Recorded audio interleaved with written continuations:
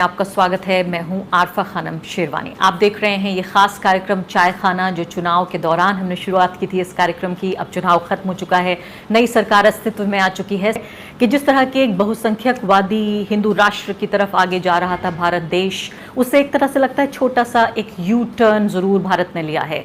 एक राहत की सांस इसलिए भी महसूस की जा रही है कि एक व्यक्ति, एक धर्म और एक तरह के कल्ट के आधार पर जो राजनीति को बिल्ड करने की कोशिश की जा रही थी, उससे भी एक राहत मिल रही है। लेकिन इस राहत के कई चेहरे हैं। उन चेहरों में से एक हमारे साथ इस वक्त द वायर के स्टूडियो में इकरा हसन मौजूद है। बहुत बहुत शुक्रिया आपका इकरा, आप स्टूडियो में यहाँ पर आई और मैंने कहा कि आप जो राहत लोग महसूस कर रहे हैं, आप उस एक राहत का चेहरा हैं, क्योंकि जिस तरह की एक डाइवर्सिटी की उम्मीद की जाती है, नरेंद्र मोदी ने बहुत ही हिंदुत्ववादी, बहुसंख्यकवादी, काफ़ी हद तक फाशीवादी एक तरह से राष्ट्र बनाने की कोशिश की। ऐसे में युवा मुस्लिम लड़की एक सांसद चुन के आती है, कैसा महसूस हो रहा है? बहुत मेरे लिए गर्व की बात है और जीतने से भी ज़्यादा ज़रूरी ये है कि जिस क्षेत्र से मैं आती हूँ, जो हमारी कॉन्स्टिट्यूएंसी है, वहाँ पर 2014 के चुनाव से पहले नफ़रत की एक फसल बोई गई थी और जिसको कई बार काटा गया। लेकिन इस बार वहाँ पर जिस तरीके से एक भाईचारा बनकर उभरा है और जिस कॉन्स्टिट्यूएंसी से मैं आती हूँ, आप किसी एक समुदाय के बेस पर वहाँ पर चुनाव जीत ही नहीं सकते।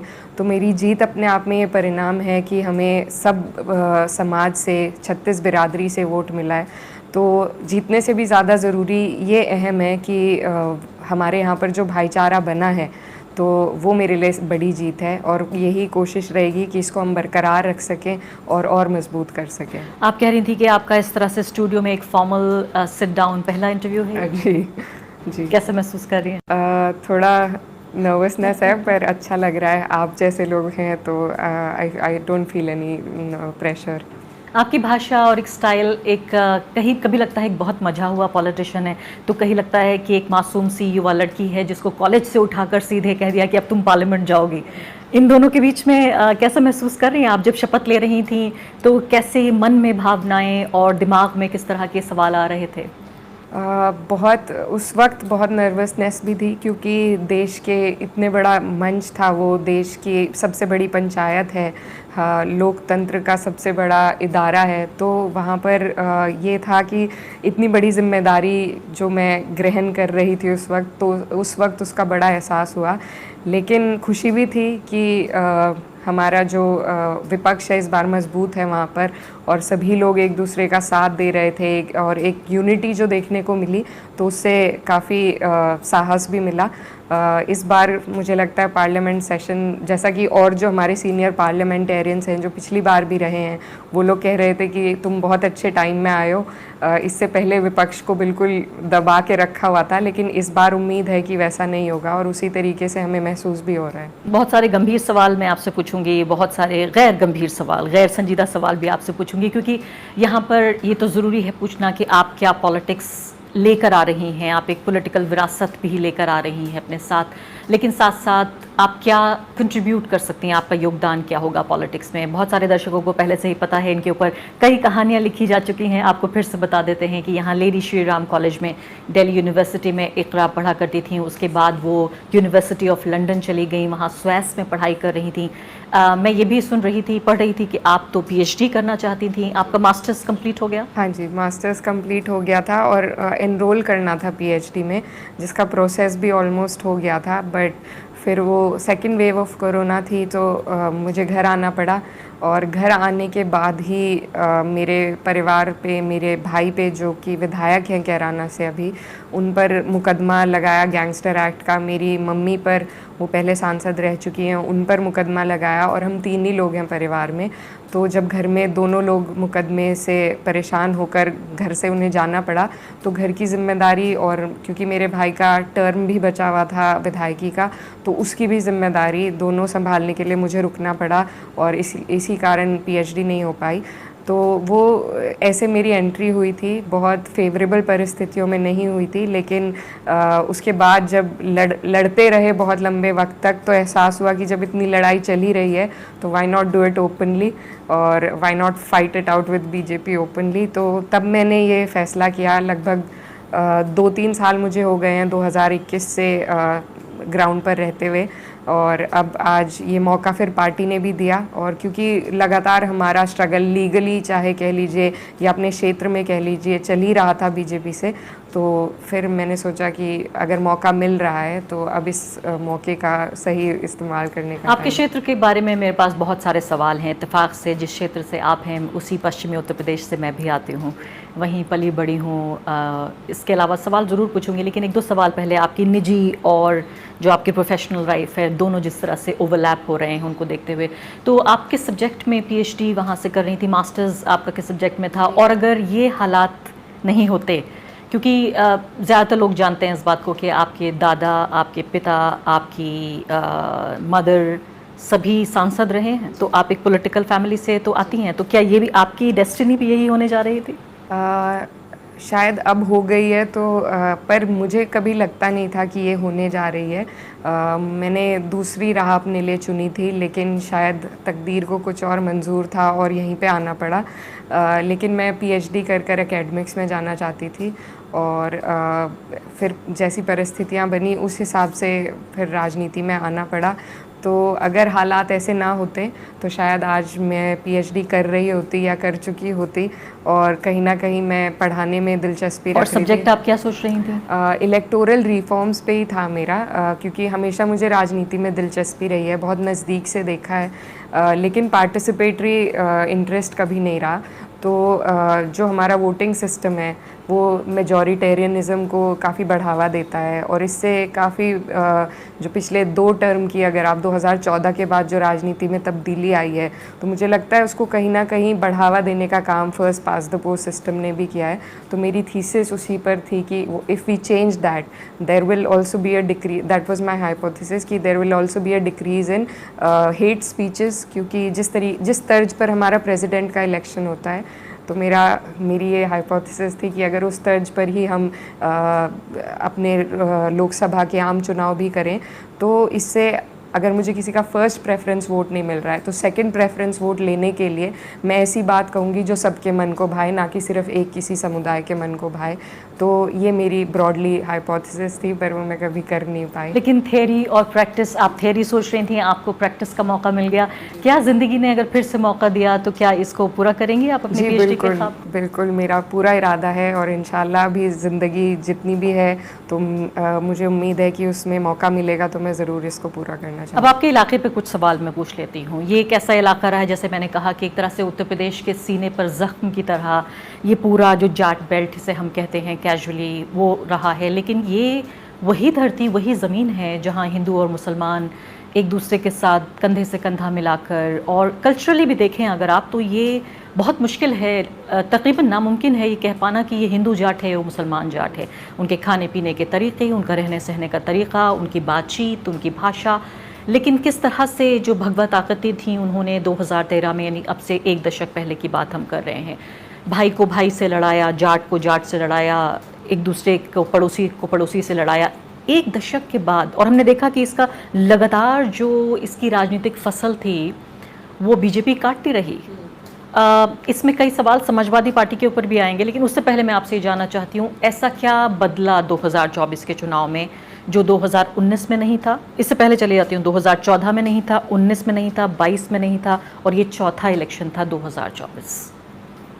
इसमें देखिए बदलाव यही था कि लोग अब इस काट की राजनीति से उभर चुके थे, क्योंकि कुछ फ़ायदा, कोई लाभ, डबल इंजन की सरकार हम उत्तर प्रदेश में देख रहे हैं, लेकिन उसका कोई भी फ़ायदा हमारे लोगों तक नहीं पहुंच पा रहा था। लेकिन उन सबसे ज़्यादा भी अगर कोई अहम बात थी तो वो किसानों की थी। मुझे लगता है ये खाई जो बनाई गई थी ये किसानों के बीच में बनाई गई थी, और इसको भरने का काम भी किसानों ने किया है, क्योंकि किसान हमारे क्षेत्र में, वेस्टर्न यूपी में, जैसा आप जानते हैं, हर समाज से, हर मज़हब से, हर जात से आपको किसान मिल जाएंगे वहाँ पर।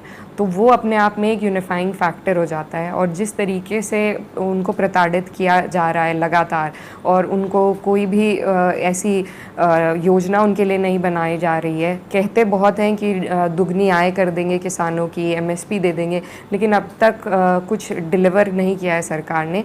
तो जो किसान आंदोलन हुआ था, मुझे लगता है वो एक बहुत बड़ा फैक्टर है कि जो आपस में जो वहाँ पर ये खाई को भरने का जिसने काम किया है, क्योंकि ज़्यादातर वहाँ पर सबसे ज़्यादा तादाद में अगर हम क्षेत्र की इकोनॉमी की बात करें, सबसे ज़्यादा तादाद में वहाँ पर किसान हैं।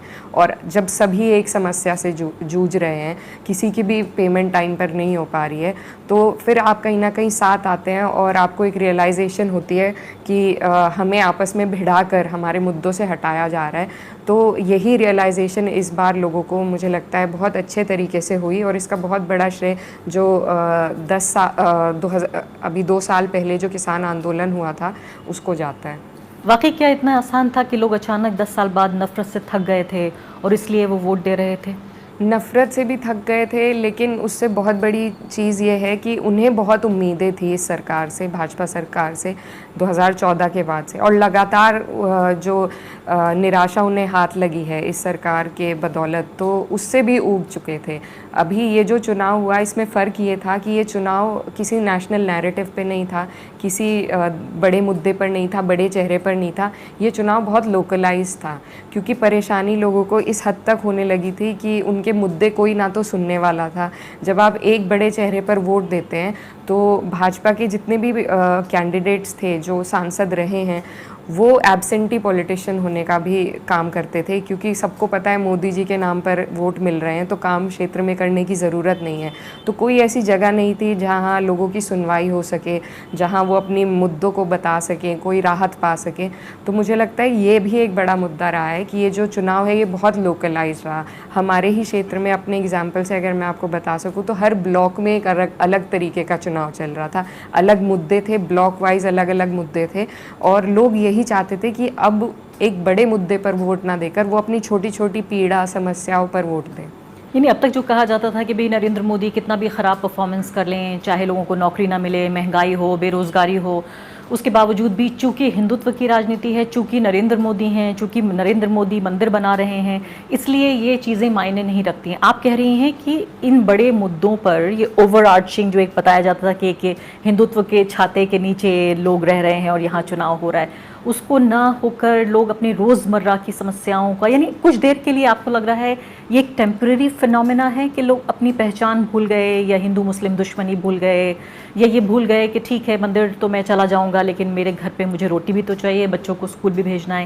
ये कोई टेम्परेरी फिनोमेना है? नहीं, टेम्परेरी नहीं। हम तो उम्मीद कर रहे हैं कि ये लॉन्ग लास्टिंग रहे, कि लोग अपने मुद्दों पर ही अपना ध्यान आकर्षित रखें, क्योंकि मुझे लगता है एक वक्त के बाद बदलाव आता है।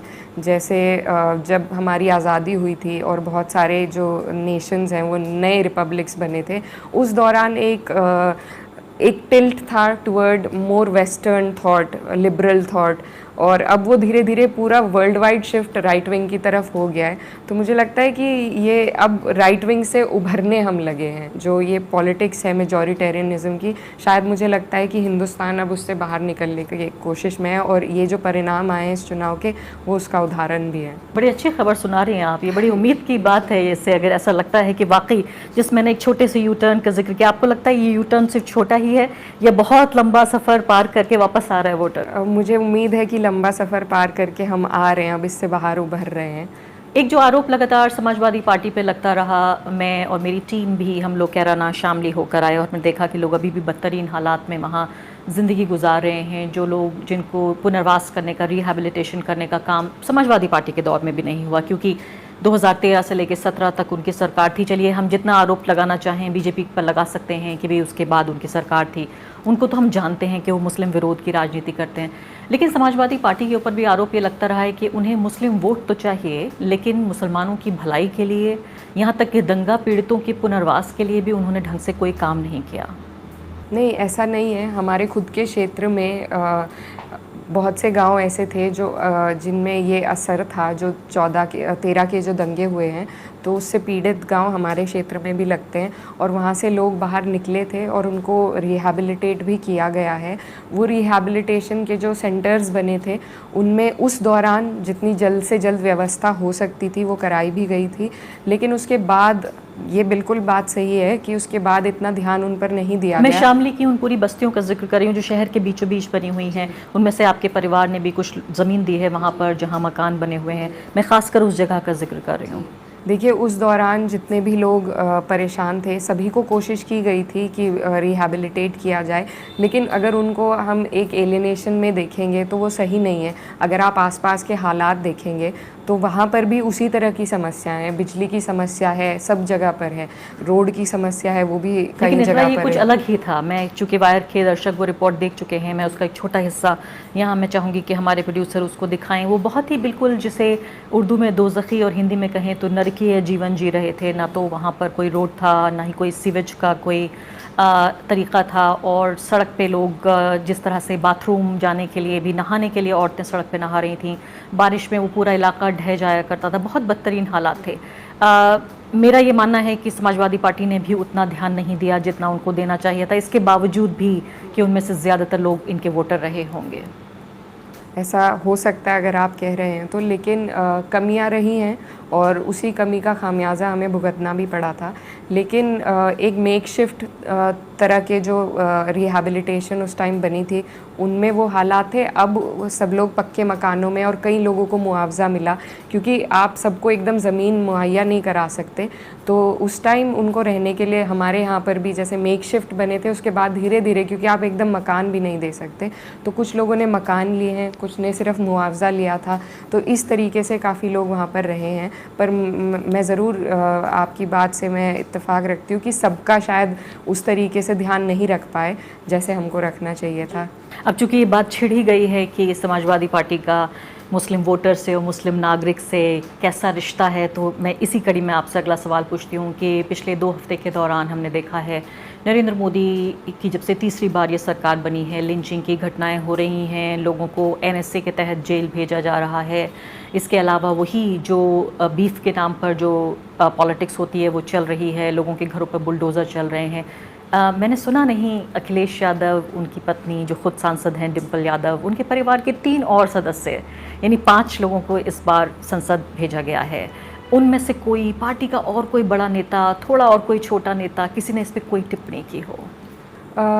देखिए, बड़ी राजनीति है और बड़ी राजनीति अलग तरीके से होती है, लेकिन मुझे लगता है कि हमने जो आप लिंचिंग की बात कर रहे हैं वो उसमें 2 लोग हमारे क्षेत्र के भी हैं, और हमने इस बारे में बात करी है, और उनकी जो मदद हो सकती है वो हम मदद करने की पूरे प्रयास में हैं, पार्टी की तरफ से भी और हम लोग भी।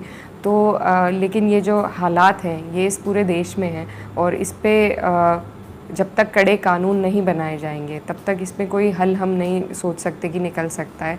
और जिस तरह की राजनीति बीजेपी करती है ये उसी में उलझाना चाहती है हमें, और ये पहली बार है कि हम उससे उभरने का प्रयास कर रहे हैं। तो अगर हम फिर से वहीं पर सर्कल अबाउट करेंगे तो इसका फ़ायदा सीधा सीधा भाजपा को ही होगा। तो मुझे लगता है कि जिस हिसाब से ज़रूरी नहीं है कि हर चीज़ को सुपरफिशियली दिखाकर मदद हो, कई मदद ऐसी भी होती हैं और कई वजहें ऐसी भी होती हैं कि आपको अंदर खाने से भी मदद करनी पड़ती है। तो मुझे लगता है ये उस सोच का एक हिस्सा है और हम लोग इसमें मदद तो कर ही रहे हैं। लेकिन इकरा, आपको नहीं लगता, आप पॉलिटिकल साइंस के स्टूडेंट हैं, मैं भी पॉलिटिकल साइंस के स्टूडेंट हूँ, आप प्रैक्टिस अलग तरीके से करती हैं, मैं अपने पेशे में प्रैक्टिस करती हूँ, आपको नहीं लगता कि इसको थियोरेटिकली ही अगर देखने की कोशिश की जाए तो ये काउंटर प्रोडक्टिव है अपने आप में? इतना तक तो समझ में आता था, मैं ये नहीं कहती हूँ कि वो तर्क मैंने स्वीकार कर लिया था, लेकिन मैं इतना तक समझती थी कि हिंदुत्व की राजनीति का एक बड़ा जिन हमारे सामने मंडरा रहा है, और कुछ पल के लिए एक रणनीति के तौर पर मुस्लिमों को टिकट नहीं दिए गए ताकि हिंदू पोलराइजेशन ना हो। मैं ये नहीं कह रही हूँ फिर से कि इस बात को स्वीकार किया जाना चाहिए, वो भी गलत था, लेकिन एक पल के लिए मान लेते हैं कि थोड़ा सा थम जाते हैं कि चुनाव हो जाने दीजिए। अब चुनाव हो चुके हैं, 5 साल के लिए सरकार बन चुकी है, जनता ने इतना बड़ा मैंडेट नरेंद्र मोदी को नहीं दिया जितना मैसेज ऑपोजिशन को दिया है कि वो किस तरह का भारत चाहते हैं। आपको ऐसा क्यों लगता है कि दब के छिप के अंदर खाने मदद की जाए विक्टिम्स की, बजाय इसके कि जो उनके खिलाफ हिंसा हो रही है उस पर संसद से आवाज़ उठाई जाए। अखिलेश यादव हाथ में संविधान की प्रति लेकर आगे आते हैं, शपथ लेते हैं। आपने भी संविधान की प्रति के साथ शपथ ली है। राहुल गांधी को भी मैं देखती हूँ, उस किताब के अंदर क्या लिखा हुआ है, अगर जब तक उस पर अमल नहीं किया जाएगा तो आप वो लाल किताब लेके घूमते रहिए, क्या फ़र्क पड़ता है?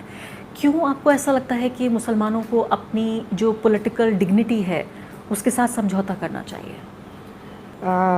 देखिए, मैं खुद उसी समाज से आती हूँ, लेकिन मुझे लगता है कि जितना डैमेज हो चुका है अब तक और जिस तर्ज पे आज हमारा देश खड़ा हुआ है, बहुत सी ऐसी चीज़ें होती हैं कि आप उसको एकदम अंडू नहीं कर सकते। तो ये एक प्रोसेस है, जिस प्रोसेस के तहत हम यहाँ तक पहुँचे हैं, मुझे लगता है उसमें कुछ ना कुछ टाइम हमें इस प्रोसेस से निकलने में भी लगेगा। और जैसा आपने बताया कि जिस तर्ज पर टिकट दिए गए वो हम सब के लिए हमारी पार्टी के लिए बहुत फ़ायदेमंद साबित हुआ। पार्टी की आइडियोलॉजी हम जानते हैं कि पार्टी कभी भी किसी भी समुदाय, चाहे दलित हों चाहे अल्पसंख्यक हो, उनके साथ भेदभाव नहीं करेगी। लेकिन वो वहाँ तक पहुँचने के लिए पार्टी को पावर में आना ज़रूरी है, और वो अगर किसी समीकरण के तहत वहाँ तक पहुँच रही है, उसके बाद हमें पता है कि वो सभी के लिए काम करेंगी और सभी को उस तरीके का संरक्षण देंगी जिसकी हम उम्मीद दिल में लगाए बैठे हैं।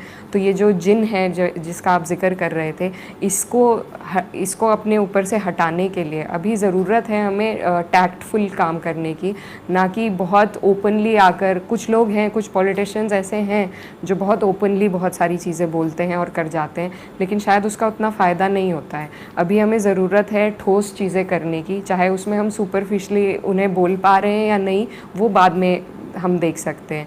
क्योंकि अभी हम ऐसी जगह पर खड़े हैं इस देश में कि हमारे पर उंगली उठाने वाले लोग बहुत हैं और साथ देने वाले लोग कम हैं। तो अगर इस राजनीति से उभरने के लिए अगर थोड़ा वक्त हमें पीछे रहना पड़े, तो मुझे लगता है कि उसमें मेरी अपनी पर्सनल थॉट ये है कि उसमें कोई दिक्कत नहीं होनी चाहिए। डर क्या है?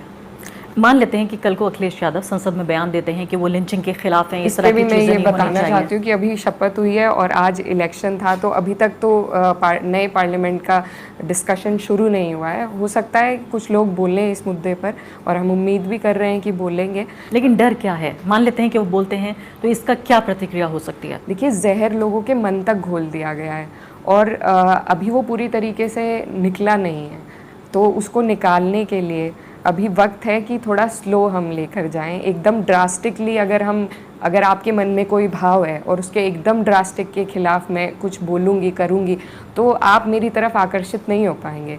तो उसको साधने के लिए अभी ज़रूरी है कि हमें थोड़ा सटल चलना पड़े, थोड़ा सटल काम करना पड़े, और अगर उससे लॉन्ग टर्म में फ़ायदा है, देश का फ़ायदा है, हमारे लोकतंत्र का फ़ायदा है, तो क्यों नहीं। मैं चुनाव के दौरान अफजाल अंसारी साहब का मैंने इंटरव्यू किया, और जब मैंने पूछा कि टिकट में रिप्रेजेंटेशन क्यों नहीं है मुसलमानों को, बड़ा तैश में आके उन्होंने कहा कि मुसलमानों को कुर्बानी देनी चाहिए, उन्हें देनी ही होगी अगर इस मुल्क को बचाना है और अपने आप को बचाना है। मुझे लगता था ये सिर्फ चुनाव तक की बात है, चुनाव जीत जाने के बाद फिर शायद एक बेहतर हम डेमोक्रेसी और लोकतंत्र की बहाली देखेंगे। लेकिन आप कह रही हैं कि ये कुर्बानी जारी रखनी होगी, मुसलमान को अपनी डिग्निटी, अपनी सेफ्टी, इस सब से कॉम्प्रोमाइज़ करना पड़ेगा, क्योंकि समाज में इतना जहर है कि अभी भी अगर सेक्युलर नेता खुलकर बोलते हैं तो पोलराइजेशन होगा। स्लो प्रोसेस है बिल्कुल, जैसा मैंने कहा, और इस स्लो प्रोसेस को हमें थोड़ा धीरे धीरे ही इससे हम एज अ नेशन उभर सकते हैं। तो उतना टाइम मुझे लगता है देना ही पड़ेगा अभी फ़िलहाल। अगर कंप्लीट मैंडेट विपक्ष के पास होता तो शायद हालात थोड़े और ज़्यादा बदले हुए होते, लेकिन क्योंकि वो नहीं हो पाया है जिन भी कारणों से, तो इसलिए कोई भी बदलाव एकदम नहीं आ सकता है। धीरे धीरे ये जो नफ़रत का ये बदलाव लाए थे, वो भी अगर आप और हमें हिस्ट्री में हम जाएं तो 2002 के बाद भाजपा जिस तर्ज पर थी, उन्हें भी 14 तक पहुंचने में धीरे धीरे बहुत लंबा वक्त लगा था। तो मुझे लगता है वही वक्त हमें भी लग सकता है, और अगर कुछ इम्प्रूवमेंट हमें दिख रही हैं, स्मॉल विक्ट्रीज़ दिख रही हैं, तो मुझे लगता है कि हमें उसे अपना कर और सही रास्ते पर चलना चाहिए। अगला सवाल है डायनेस्टी को लेकर। नरेंद्र मोदी अक्सर ये आरोप लगाते हैं राहुल गांधी पर, उनके गांधी परिवार पर, लेकिन ये आरोप तो अखिलेश यादव की फैमिली पर लगता है। तीसरी फैमिली आपकी भी है, जैसे मैंने आपको बताया।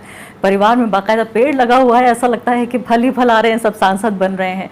तो इकरा को क्या ये माना जाए कि सेल्फ मेड वोमन है, वो तो टीचर बनना चाहती थी लेकिन इधर पॉलिटिक्स में आ गई। आपके ऊपर क्या आरोप लगा सकते हैं कि आप भी एक डायनेस्ट हैं? बिल्कुल, आई थिंक इसमें कोई दो राय नहीं है, लेकिन मैं एक्नॉलेज करती हूँ प्रिविलेज है, लेकिन मैं कोशिश यही करती हूँ कि इस प्रिविलेज का सही इस्तेमाल कर सकूँ, सही तरीके से लोगों को रिप्रेजेंट कर सकूँ, किसी को ऐसे ना छोड़ूँ जिसे लगे कि महसूस हो कि मैं उनकी शायद आवाज़ नहीं बन पा रही हूँ या उनके परेशानी में उनकी समाधान का एक रास्ता नहीं बन पा रही हूँ। तो बहुत सारे फील्ड्स में प्रिविलेज होते हैं। अगर हम एज अ सोसाइटी पूरा देखें तो I don't mean to justify it in any way, but I would like to acknowledge it है ऐसा, और इसी के तहत मुझे ये प्लेटफॉर्म भी मिला है। वरना मैं जिस किस्म की हूँ एज अ पर्सन, और जो मेरा नेचर भी रहा है और जो मेरे इंटरेस्ट भी रहे हैं, तो क्योंकि मेरी फैमिली पॉलिटिक्स में थी तभी मुझे ये प्लेटफॉर्म मिला, टिकट मिला। लेकिन अब क्योंकि मैं इस रास्ते पर निकल चुकी हूँ, तो बस मैं अपनी तरफ से यही कर सकती हूँ कि मैं ईमानदारी के साथ इस जिम्मेदारी को निभाऊँ और कोशिश करूँ कि इस बात को मैं भुला दूँ अपनी मेहनत से। मुझे लगता है कि ये एक मास्टर क्लास है तमाम डायनेस्ट को कि वो इस सिर्फ आपकी एक छोटे से बयान को एक बार सुन लें, और जब भी उनसे डायनेस्टी पर सवाल पूछा जाए तो सिर्फ यही जवाब दें। उम्मीद हम करते हैं कि आप इंसाफ करेंगी अपने इस प्रिविलेज के साथ। अच्छा लगा, बहुत शानदार ये जवाब था। ये मुश्किल सवाल था और मुझे नहीं मालूम था कि आप इसका इतनी, मुझे लगता है कि आप बहुत ही एक माहिर और मजी हुई पॉलिटिशियन बनने जा रही हैं, मैं पहले से देख रही हूँ बिल्कुल। अब मुझे बताइए कि अब एक और आपकी जो पहचान है उनमें एक बहुत दिलचस्प पहचान है, एक मुस्लिम औरत की पहचान। 10 साल की पॉलिटिक्स आप देखिए तो नरेंद्र मोदी कहते हैं कि मुस्लिम औरतों का उनसे बड़ा कोई गॉडफादर, उनसे बड़ा कोई मसीहा नहीं है। कांग्रेस पार्टी ने मुस्लिम औरतों को बर्बाद किया, मुस्लिम परिवारों में मुस्लिम औरतों के साथ ज़्यादती की गई, जब तक कि नरेंद्र मोदी नहीं आए और उन्होंने उस अंधे कुएं से पेट्रियार्की के मुस्लिम औरतों को निकाला, 3 तलाक का बिल पास कराया। अभी भी देखिए तमाम राशन और सब चीज़ों से वो मुस्लिम औरतों का भला कर रहे हैं। ऐसा है क्या? बिल्कुल भी नहीं है, ये बहुत बड़ी गलतफहमी है उनकी और खुशगुमानी है, तो उन्हें रहने देते हैं खुशगुमान। लेकिन हकीकत में ऐसा नहीं है और ग्राउंड पर तो ऐसा बिल्कुल भी नहीं है। कोई मुस्लिम महिला उनके किसी भी निर्णय से खुश नहीं है, क्योंकि उनकी नीयत सबको मालूम है। जिस नीयत के तहत उन्होंने ट्रिपल तलाक का कानून भी बनाया है वो भी सबको मालूम है। आपने एक सिविल चीज़ को क्रिमिनलाइज कर दिया है, तो आपने सिर्फ एक बहाना ढूंढा है कि मुसलमानों को और बड़ी तादाद में कैसे जेल में भरा जाए। तो मैं इस बात से बिल्कुल इत्तेफाक नहीं रखती हूँ। बहुत से ऐसे और तरीके हो सकते थे जिससे वो अगर वो सच में भला करना चाहते थे तो वो कर सकते थे शायद, लेकिन सिर्फ एक सुपरफिशियल वाहवाही लूटने के लिए और एक प्रोपेगेंडा बनाने के लिए ये लॉ लाया गया है और इसको पास किया गया है। इस पर जिस गहनता से, गंभीरता से डिस्कशन होनी चाहिए थी और विद इन द कम्युनिटी जिन लोगों से पूछना चाहिए था, जिनका इनपुट लेना चाहिए था, तो ऐसा कुछ देखने को नहीं मिला। तो और इससे कोई खुश नहीं है। आप खुद जानते हैं कि ट्रिपल तलाक जैसी चीज़ इन प्रैक्टिस होती भी नहीं है। बहुत अगर इसको डिटेल में हम जाएंगे तो 3 तलाक एक साथ कभी भी होते नहीं हैं। हमारे यहाँ प्रैक्टिस में ऐसा नहीं होता है। 3 महीने कह लीजिए या 3 पीरियोडिकल साइकिल। अगर 1 लाख में एक महिला को भी ट्रिपल तलाक दी जा रही थी, या इस ट्रिपल तलाक को एक धमकी के तौर पर अगर पुरुष या पति इस्तेमाल करता था, और कानून के डर से ही सही, अगर मान लेते हैं कुछ दर्जन या कुछ 100 महिलाओं को इंसाफ मिला है, मान लेते हैं कि गलत पार्टी ने सही काम किया, तो हर्ज क्या है? मैं खुद काफ़ी मैंने इंस्टेंसेस इसके देखे हैं। मुझे नहीं लगता है कि फ़ायदा हुआ है, इसलिए मैं ये कह रही हूँ। क्योंकि महिलाएं जो हैं, सबसे बड़ी बात होती है जब आप एक रिश्ते में बंध गए हैं और सडनली किसी भी कारण से अगर आपका वो रिश्ता टूटता है, तो उसके बाद आपको सबसे ज़रूरी होता है फाइनेंशियल फ्रीडम होना। और जिस तरीके से इस लॉ का इस्तेमाल हुआ है, तो तलाक देने के बाद अगर आप एक पति को उनके जेल भेज देंगे तो वो बच्चों का क्या होगा और उनकी बीवी को कौन सपोर्ट करेगा, इस बात का कहीं ना जिक्र है ना सोचा गया। तो आप कह रही हैं कि इससे फ़ायदा नहीं हुआ है, सिर्फ ये एक तरह से हिंदू वोटर को और ज़्यादा पोलराइज करने के लिए इसका इस्तेमाल किया गया कि देखिए मुस्लिम पुरुषों को हम सज़ा दे रहे हैं, ये उस तरह से इस्तेमाल किया गया। बल्कि मैं राजस्थान गई थी, वहाँ मुझे बड़ी हैरानी हुई कि जो तलाक के बाद मेहर दी जाया करती थी, अब तो पुरुष वो भी नहीं दे रहे हैं। तो ट्रिपल तलाक भी हो रही है और महर भी नहीं दी जा रही है। औरत को ज़बरदस्ती कहा जा रहा है कि आप खुला ले लीजिए, यानी अपनी तरफ से, क्योंकि आप ट्रिपल तलाक नहीं दे रहे हैं टेक्निकली, लेकिन कर वही रहे हैं क्योंकि पावर अभी भी उन्हीं के हाथ में है। और इसके साथ साथ ये भी हो रहा है कि जैसे लॉ में हम पढ़ते थे कि मुस्लिम लॉ में बहुत आसान है, एक ईज़ियर प्रोसेस है तलाक़ लेने का। कई लोगों के जायज़ वजह भी हो सकती हैं, तो एक इजी तरीका था और compare to the Hindu marriage law. लेकिन अब ऐसा हो रहा है कि बहुत से लोग, जैसा आपने कहा खुला के लिए कह रहे हैं, बहुत से लोग अब तलाक दे ही नहीं रहे हैं, लेकिन वो सपोर्ट भी नहीं कर रहे हैं। तो जो औरतें हैं वो अपने घर पर हैं और बच्चे उनके ऊपर हैं, ना पति तलाक दे रहा है ना वो सपोर्ट कर रहा है, बस छोड़ दिया गया है। पहले हिंदू औरतों के साथ हुआ बिल्कुल करता था कि उनको सिर्फ छोड़ दिया गया जी, और उसकी कोई सज़ा भी नहीं है। क्योंकि लूप होल आदमी हर कहीं निकाल लेता है, तो इसका लूप होल यही है कि तलाक देना ही नहीं है। अगर तलाक पे आपको जेल हो सकती है तो तलाक देना ही, इसीलिए एक सिविल मैटर को क्रिमिनलाइज करना, इसमें किसी का फ़ायदा नहीं है क्योंकि लूप होल इसमें से निकल ही चुका है। इकरा, जब आपकी बात आती है पार्लियामेंट में आप बोलेंगी, उम्मीद है कि कोई बहस होगी तो उसमें हम आपको सुनेंगे हम, और बेकरारी से इंतज़ार कर रहे हैं। लेकिन आपको क्या लगता है कि जो आपका एक कनेक्शन है वो किस तरह के लोगों से बनेगा? जैसे हम चाहते हैं, जब हम डाइवर्सिटी का जिक्र करते हैं तो अलग अलग भाषा बोलने वाले लोग, अलग अलग जो क्षेत्र के लोग हैं, अलग अलग धार्मिक जातीय पहचान के लोग, इन सबको मिलके खूबसूरत सा एक रेनबो बनता है, जिसको हम कहते हैं कि हमारी संसद में, लोकसभा और राज्यसभा में लोग होते हैं। आपकी पहचान को, आपको क्या लगता है लोग आपसे किस तरह से कनेक्ट करते हैं? एक युवा के तौर पर, एक महिला के तौर पर, एक मुस्लिम महिला के तौर पर, किस तरह से कनेक्ट करेंगे आपसे लोग? मेरे जो चुनाव की कैंपेन थी उसमें मैंने अपने आप को ही एक सर्व समाज की बेटी कहा था। तो क्योंकि जिस क्षेत्र से मैं आती हूँ उस क्षेत्र में 36 बिरादरी हैं, विभिन्न तरह के लोग हैं, मज़हब के, जाति के, तो मैं यही चाहूँगी कि मैं उन सबको रिप्रेजेंट करूँ और सिर्फ एक समुदाय को, एक कम्युनिटी को ना करके, बल्कि ये पहचान अगर हम दे सकें कि एक हिंदू व्यक्ति अगर मुसलमानों को रिप्रेजेंट कर सकता है तो एक मुसलमान भी सभी जातियों को, सभी धर्म को, समाज के लोगों को रिप्रेजेंट कर सकता है इंसाफ के साथ। बहुत शानदार आपने बात कही है। मेरे पास ऐसा लगता है कि सवालों का सिलसिला तकरीबन ख़त्म हो गया है। अब आखिरी बात मुझे बताइए, अगले 5 साल में क्या आपकी योजनाएं हैं, आपका प्लान क्या है, क्या करना चाहती हैं? अगले 5 साल में क्षेत्र के विकास की जो भी हमारे तरीके रहते हैं एक सांसद के पास, उनका उपयोग करके और इंसाफ के साथ उनका सभी को फ़ायदा पहुँचे, ये मेरी कोशिश रहेगी। उसी के साथ साथ मैं, क्योंकि खुद महिला हूँ और शिक्षा का अभाव महिलाओं में बहुत है, खासकर हमारे क्षेत्र में जो उच्च शिक्षा का अभाव है, तो उसके लिए मेरी कोशिश है कि हम उसमें कुछ ना कुछ मदद कर पाएँ। कोई ऐसी अगर सरकार आ जाती, और उम्मीद कर रहे हैं 27 में शायद यूपी में सरकार आ जाए, तो बहुत सी ऐसी योजनाएँ हैं जिनको लाया जा सकता है। इसके अलावा मैं चाहती हूँ कि जब भी कैराना का नाम उठे तो किसानों की बात ज़रूर हो। मैं खुद एक किसान परिवार से आती हूँ और जो उनकी पीड़ा है उसको मैं अच्छी तरीके से समझती हूँ। हमें हर 14 दिन के पेमेंट के लिए धरने हमारे यहाँ बहुत दिए जाते हैं, मीलों से पेमेंट नहीं हो पा रहा है। तो मेरी कोशिश रहेगी कि बार बार और जब भी हमें मौका मिले तो किसानों की आवाज़ ज़रूर उठे। और साथ ही जो हमारे वहाँ पर मेडिकल और शिक्षा का जो फैसिलिटीज़ ऑलरेडी अवेलेबल हैं, तो उन पर कम से कम मैं ऐसी सांसद रहूं जो वहाँ पर तैनात रहे और उनका सही सुचारू रूप से उनका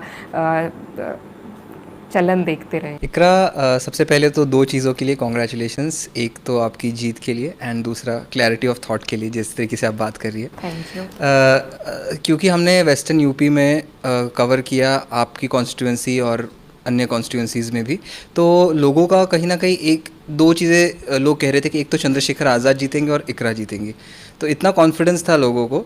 बट मेरा सवाल ये नहीं, मेरा सवाल ये है कि क्या इंडिया अलायंस के जो उम्मीदवार थे इस चुनाव में, हम देखेंगे मसूद साहब भी है और आप है, तो हमने देखा कि जो मुस्लिम प्रत्याशी है यहाँ पर, उन्होंने काफ़ी हद तक एक हिंदू आउटरीच का काम, ऐसा एटलीस्ट मेरा ऑब्जर्वेशन रहा। तो मैं आपसे बस ये पूछना चाह रहा हूँ कि क्या एक वो स्ट्रेटजी के तहत किया गया था कि मुस्लिम उम्मीदवार बाकी कम्युनिटीज़ से ज़्यादा कनेक्ट करें?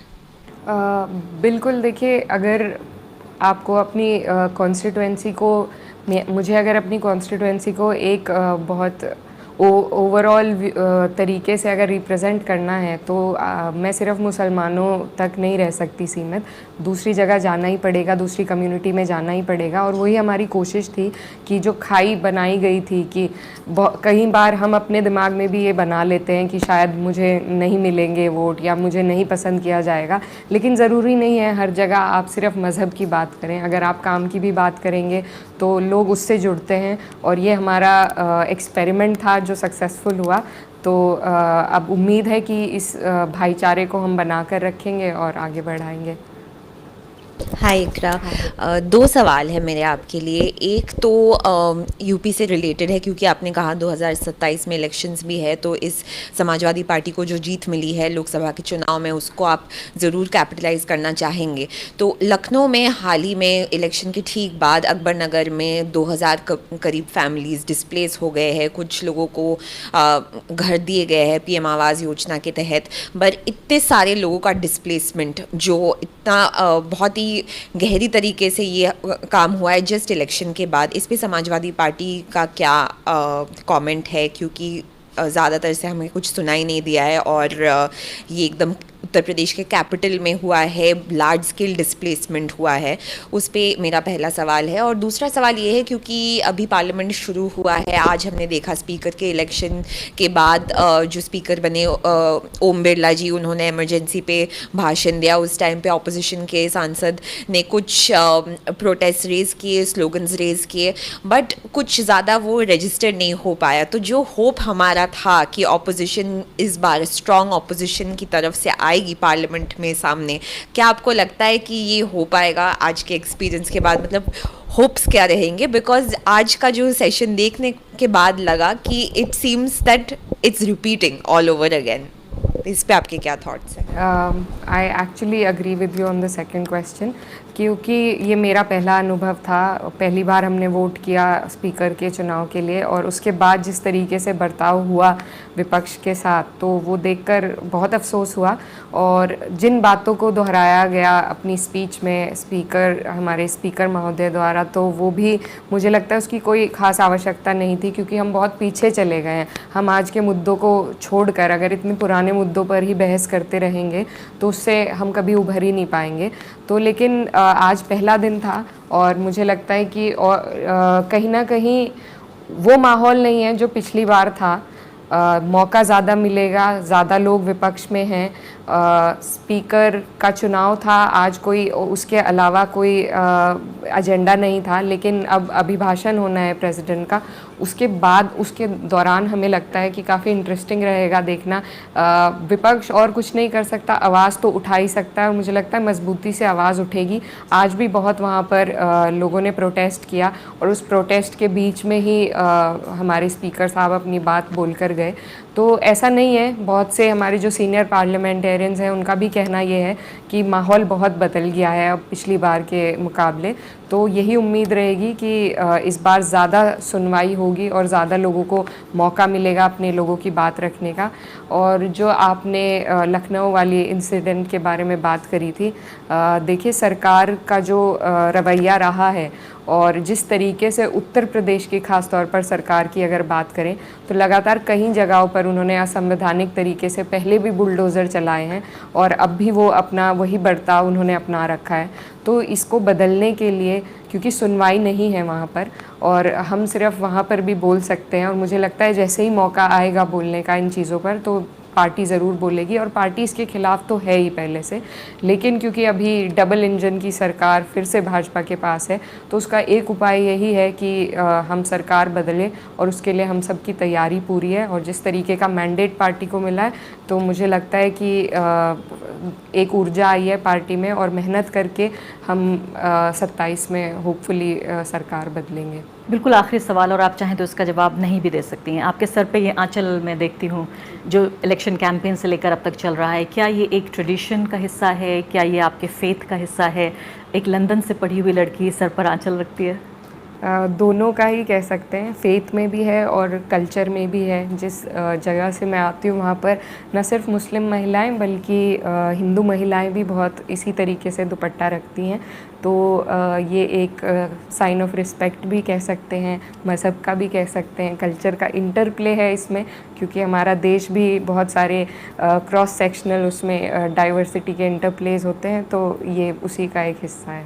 बहुत बहुत शुक्रिया इकरा हमसे बातचीत करने के लिए। बहुत शानदार ये इंटरव्यू रहा और